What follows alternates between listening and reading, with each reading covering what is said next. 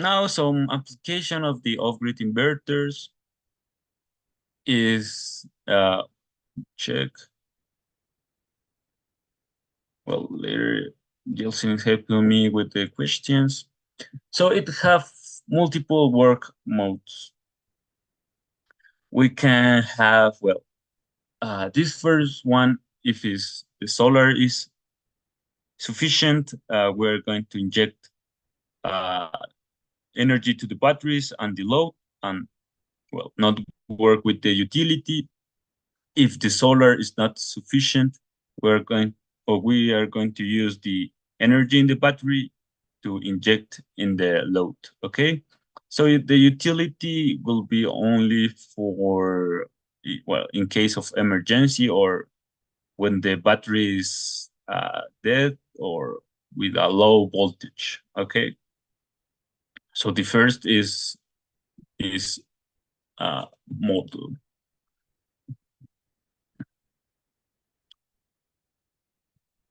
This second model, which is utility, now we are going to use the utility power to charge the battery and inject to the load.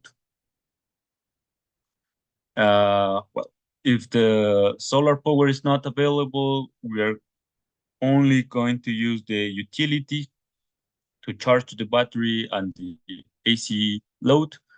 And if the utility is not available, we're going to use the solar and to charge the battery and the load. So, well, why I'm presenting this? Because those inverter have different models or modes to work if you have different, uh, well, uh, emergency or well, different things. Now, well, more explanation about the different scenarios. Here we have first scenario when solar power is sufficient. So with the solar energy, we are going to charge battery and load, and and where when the PV or the solar energy is not enough, we are going to use the battery. Okay. The second is when the scenario when this the solar power is sufficient, but this is if you want to use the utility. Well, we are going to charge the battery with the utility with the solar power is not sufficient, and also inject energy to the loads. This priority is, well, sub first and solar first. Let me see. Okay, thanks, Jelsin, for reply the questions. So this scenario is power backup. Also, we have the third scenario, which is power charging.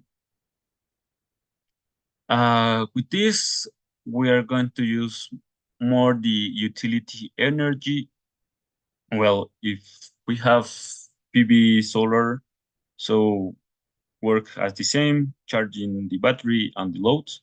But if it's not sufficient, we are going to use only the grid to inject to the batteries, to inject to the loads. Why different models? Because, well, it depending of the energy tariff. If the energy is too high, well, we can use only batteries and solar. But if you have like a decent tariff, we can also use the utility. It will depend of the size of this dollar, okay?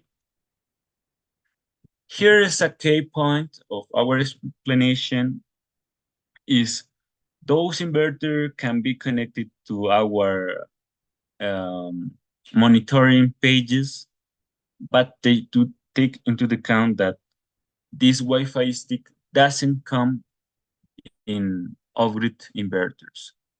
Okay, so if you want to connect your inverter to internet, so you have to buy it the Shine Wi-Fi F. Why F? Because this model only works with off-grid inverters, right? For on-grid and hybrid comes other Wi-Fi stick.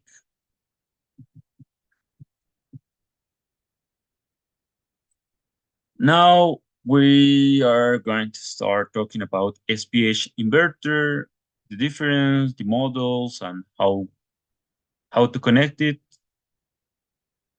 So first, why a hybrid inverter? So this is the combination of an on-grid inverter and off-grid inverter. So now we have the possibility to inject to the grid, to have emergency loads. So it's a good combination to, well, to supply energy to different customers or end user. So this SPH inverter or hybrid inverter can be connected with or without batteries, only to be an interconnector system or a interconnected system with storage. Here we have the basic connection of the SPH BLUS. This inverter is right now in stock, so you can start talking or, well, talking with Maker to see uh, the prices are and the and etc. So now, how to connect? First, we have to size the solar uh, plant or the solar panels to connect it to the inverter.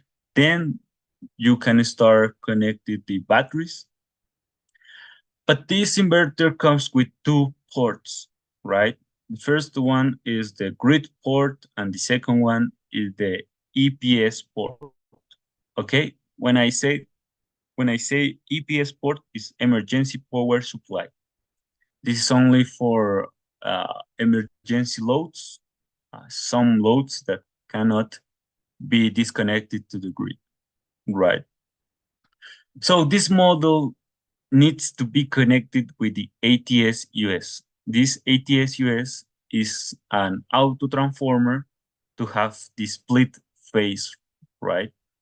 In the grid port, you can connect it directly with the grid, but for the emergency power supply, it's mandatory to have the ATS US.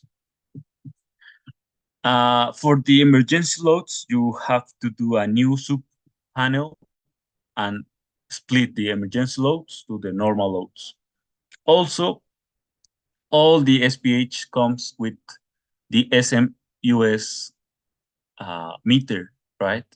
If you want to, if you want to do zero injection, you can connect the CTs in the lines and connect the meter to the inverter and start doing zero injection.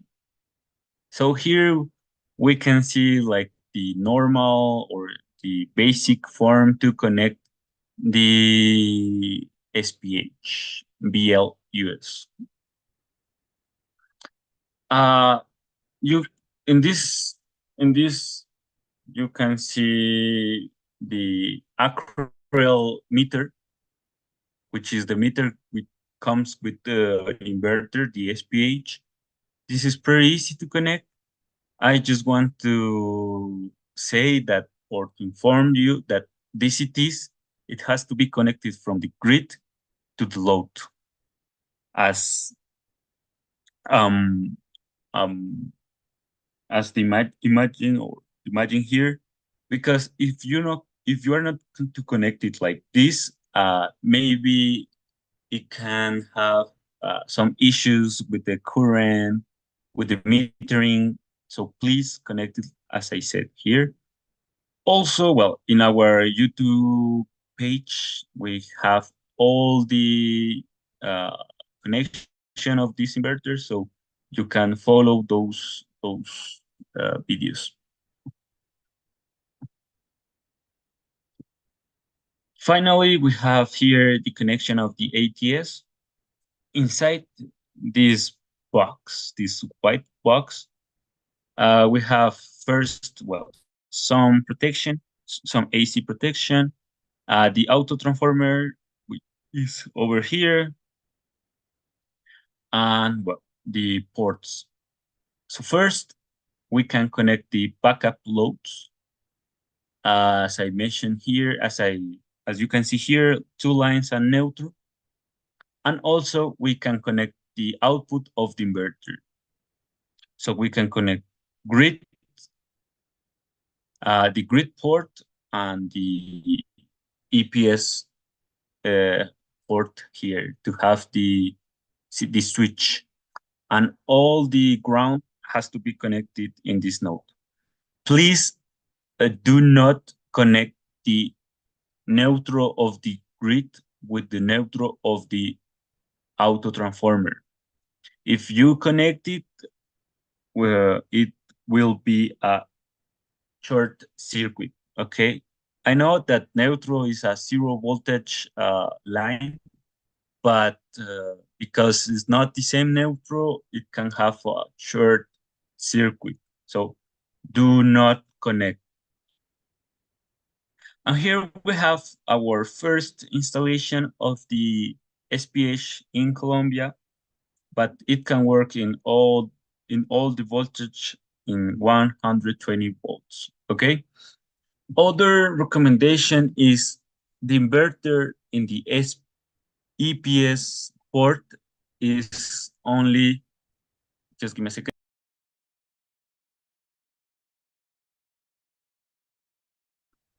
Uh, in the EPS port, the maximum power that you can supply is 3.6 kilowatts. Okay. It doesn't matter that the inverter is 5 kilowatts. The the the EPS port will be 3.6 kilowatts in power. Okay.